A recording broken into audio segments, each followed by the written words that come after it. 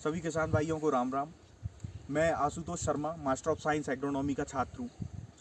आज हमारे साथ हैं हमारे क्षेत्र के अच्छे किसानों में से माने जाने वाले एक हमारे ताऊ जी श्री गोविंद सिंह डांगी जी, साथ ही में उनके साथी किसान परमाल अंकल जी, और साथ में हमारे दिलीप भाई जो कि मास्टर ऑफ साइंस हॉर्टिकल्चर के छात्र हैं, जिन्होंने अपनी पढ़ाई राजमाता विजयराजे सिंधिया यूनिवर्सिटी ग्वालियर से की है। आज हम ताऊ जी के साथ चर्चा करने जा रहे हैं जैविक खेती के ऊपर। जैसा कि आप सब ने देखा होगा सोशल मीडिया साइट्स पे, ताऊ जी जैविक खेती के बारे में आजकल बहुत बता रहे हैं हमारे किसान भाइयों को। हमें देखकर बहुत अच्छा लगा।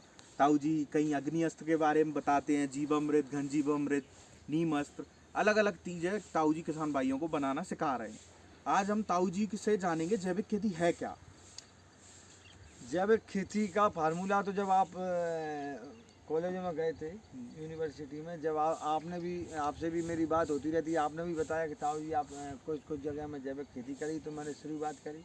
समय समय पर आपसे कांटेक्ट करता रहा और उसको मैंने बढ़ा करके एक ज़्यादा बड़े रूप में तो नहीं किया मैंने, लेकिन लगभग अपने घर के लिए जैविक का उपयोग मैं कर रहा हूँ। तो जैविक की आवश्यकता हमको इसलिए पड़ी कि आज हमारी जो ज़मीन है वो भी फर्टिलाइज़र से ख़राब हो रही है और हमारा स्वास्थ्य है वो भी कहीं ना कहीं इसके दुष्प्रभाव से हानिकारक, हमारा अस्वस्थ बने हुए हैं हम लोग। तो हमको जैविक की आवश्यकता इसलिए पड़ी कि फर्टिलाइज़र को हमको हटाना है धीरे धीरे, और उसको किसान भाइयों को भी हम बताते हैं कि कम जगह में अपना जैविक प्रोग्राम करें, जैविक खेती करें और अपने स्वास्थ्य को और मिट्टी को बचाएं, और धीरे धीरे यदि इसमें हमको लाभ मिलता है तो अपने रकबा को, एरिया को बढ़ाते जाएं किसान भाई। बिल्कुल, ताऊ जी का कहने का मतलब है जो भी रसायनों का हम उपयोग कर रहे हैं उनके दुष्प्रभाव जो हमारे शरीर पे पड़ रहे हैं, जैसे बीमारियां बढ़ती जा रही हैं आजकल, ताऊ जी यही कहना चाहते हैं आप किसान भाइयों से। जैसा कि आजकल हम देख रहे हैं कि पूर्णतः जैविक खेती करना, पूरी ज़मीन में हमारी जैविक खेती हम नहीं कर सकते क्योंकि उसका नियंत्रण करना बहुत हमें एक समस्याजनक हो सकता है। तो मैं किसान भाइयों से कहना चाहूँगा कि एक छोटे से रकबे से वो जैविक खेती चालू कर सकते हैं, क्योंकि देखो हम खुद ही स्वच्छ साफ नहीं खा रहे हैं। रसायनों से आजकल इतना दुष्प्रभाव पड़ रहा है हमारी फसलों पे, ज़मीन पर, जैसा कि आपने कहा। तो एक छोटे से रकबे से हम जैविक खेती की शुरुआत कर सकते हैं, क्योंकि जब तक हम ही स्वस्थ नहीं खाएंगे तब तक हम दूसरे जो लोग हमारी फसलें खा रहे हैं, आगे चल के बाजार में जा रही हैं, सब किसान ही प्रोड्यूस कर रहे हैं पूरी चीज़ें, तो हम उन्हें कैसे स्वस्थ चीज़ खिला पाएंगे। आज किसान के पास इतनी व्यवस्था है, कम जानवरों में किसान एक गड्ढा बनाया था और गड्ढा में देसी खाद, गोबर, कचरा, सड़ी पत्तियां, बहुत सारा कचरा किसान के पास होता है, वो डाले तो इसमें भी हजारों टन देसी खाद बना सकता है किसान। और अपने एरिया के हिसाब से 2 बीघे में, 5 बीघा में देसी खाद डाल सकता है किसान, और 3 वर्ष तक एक खेत में देसी खाद जो काम करता है, और इसके बाद 3 वर्ष बाद दूसरे खेत में भी बदल सकता है किसान। तो किसान भाइयों से मेरा अनुरोध ये है कि अपने जो घर का कचरा है, खरानों का कचरा है खेतों, उसको जलाए ना, उसको समेट करके और गड्ढों में डाले और उसका खाद बनाए।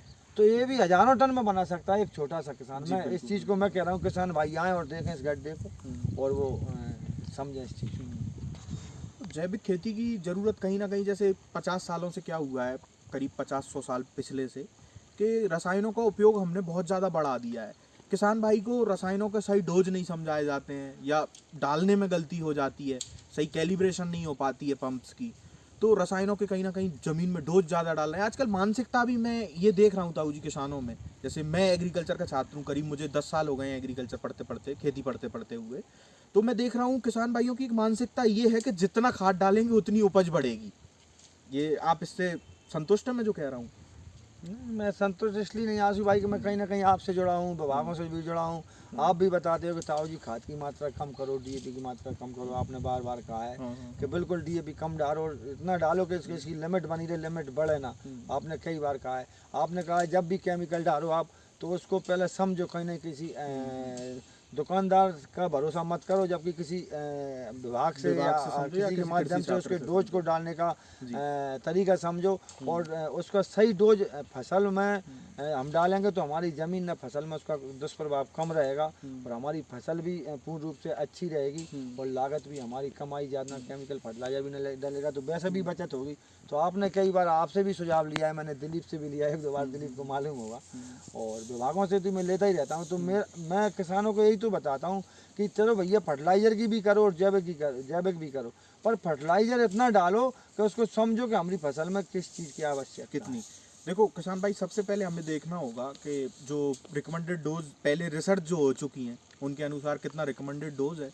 जैसे मानता हूँ हम मृदा परीक्षण नहीं करा पाते हैं टाइम पे, लेकिन एक जो रिकमेंडेड डोज है हमको उससे ऊपर फर्टिलाइजर्स नहीं उपयोग करना है। जो सिंथेटिक फर्टिलाइजर केमिकल्स हम यूज कर रहे हैं, जैसा कि ताऊ जी ने कहा, मुझे जान के बहुत अच्छा लगा कि ताऊ जी भी किसानों को सिखा रहे हैं। साथ में अगर मेरे से या दिलीप भाई से भी कोई किसान सलाह लेता है तो हम यही चीज़ बता दें कि जितना कम से कम हो सके रसायन का उतना कम उपयोग हम करें, बिल्कुल। जितना हो सके हम जैविक से उस चीज़ को रोक लें। या जैसे हमने देखा ताऊ जी के साथ हमने किया शुरुआत 2019 से हम जैविक खेती की शुरुआत की थी। तो हम पूरी एक साथ तो जैविक कर नहीं सकते हैं, हमारे पास ज़मीन जितनी भी है उसका एक छोटा सा हिस्सा लेके जितना अपने घर के लिए हमें हो जाए। जैसे हमने गेहूं लगा रखा है, ये पीछे जो खड़े हैं हम जैविक प्लॉट पे खड़े हैं हमारे, ये पूरा जैविक है, घर के खाने के लिए अभी हम जैविक कर रहे हैं। आगे चल के हम धीरे धीरे रकबा बढ़ाते जाएंगे जैविक खेती का। ठीक है आशु भाई, किसानों से यही सुझाव है और किसान भाई हमारे सब समझें। एक किसान के देखा देखी ऐसा ना करें कि मिट्टी की जांच नहीं कराई, फसल में डालना कुछ है और डाल कुछ रहे हैं।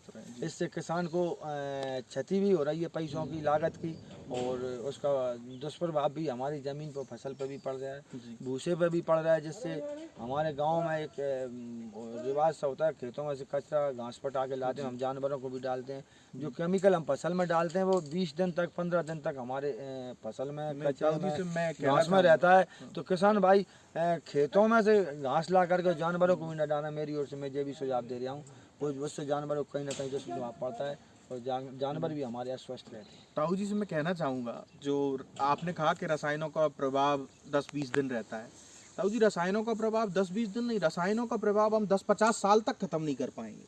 जो हैवी मेटल्स हैं जो ज़मीन में जमा हो रहे हैं रसायन के द्वारा, उनका प्रभाव आप 10-50 सालों तक खत्म नहीं कर पाओगे। जैसे हम जैविक खेती के ऊपर आज आ रहे हैं, 4 साल तक अगर हम लगातार भी जैविक खेती करेंगे तो पूर्णतः हम जैविक नहीं कर पाएंगे उस चीज़ को, थोड़ा समय लगता है। तो रसायनों का दुष्प्रभाव 10-20 दिन के लिए नहीं है, वो आपके फसल के दाने में जा रहा है, आपके भूसे में जा रहा है, तो महीनों के लिए दुष्प्रभाव हो गया है आपका। तो आपसे ही तो सीख रहे हैं भैया। जी बिल्कुल बिल्कुल। बता तो आप रहे, हम सीखे कहाँ से? हम लोग तो यही जानते थे कि खाद मतलब फर्टिलाइजर लाओ, केमिकल लाओ और खेती करो और उसको बढ़ाओ, उपज बढ़ाओ, सिर्फ इतना ही जानते थे। तो इसकी एकदम हम लोगों में, किसानों में होड़ लगी। जब हमको मालूम पड़ा कि हम हर गांव में, हर घर में एक ना एक कोई व्यक्ति बीमार है, हर परिवार में एक व्यक्ति दवा खा रहा है, मैंने भी एक लगभग आइडिया लिया, शोध किया लोगों में, गाँव में, रिश्तेदारों में, समाज में। ऐसा कोई परिवार नहीं है जो हर परिवार में एक सदस्य बीमारी से ग्रस्त ना हो, दवाई, हर ऐसा कोई घर बता दे कि मेरे घर में मैं दवाई नहीं खा रही। तो मैंने भी देखा जे, तो उस होड़ को बंद करते हुए कोशिश कर रहे हैं हम लोग आप लोगों के माध्यम से कि अपन बीमारी की जड़ आकर है क्या। तो हमने देखा कि ये केमिकल फर्टिलाइजर से जो हम खा रहे हैं वो हमारे, इससे हम अस्वस्थ हो रहे हैं, हमारी मिट्टी अस्वस्थ हो रही है। इसलिए हमने जब सोचा, मैं तो सभी किसान भाइयों से ही कहूँगा कि आशु से, हमारे दिलीप भाई से जानकारी लें। यदि मैं मानता हूँ कि समय अनुसार केमिकल और फर्टिलाइजर खेती तो करना पड़ेगी, एकदम जैविक तो नहीं हो सकती, लेकिन उसके डोज को समझें। किसी दिलीप से समझें, आपसे समझें, उसमें कितना डोज डालना है, कौन सी दवा डालना है, कौन सी फसल में क्या डालना है। बगैर अज्ञानता के कोई ऐसी चीज़ न डालें, ज़रूरत किसी की और कुछ डालना है। तो सबसे पहले तो मैं सब किसान भाइयों से कहूँगा, और कम एरिया में, कम से कम जगह में अपनी जैविक खेती की शुरुआत करें, जिससे हमारे बच्चे, आने वाली पीढ़ियाँ, हमारी मातृभूमि, धरती माता, ये भी स्वस्थ रहें किसान भाइयों।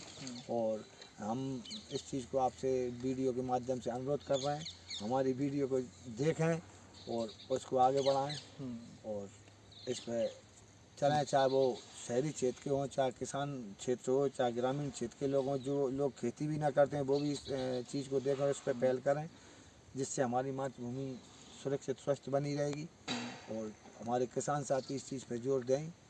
तो यही मैं सबसे कहना चाहूँगा। धन्यवाद है हमारे आशु भाई को और हमारे दिलीप को, जो समय समय पर हम मुझे कांटेक्ट करते हैं, मैं उनको करता हूँ, मेरे फ़ोन को उठाते हैं और मुझे मार्गदर्शन करते हैं, सुझाव देते हैं।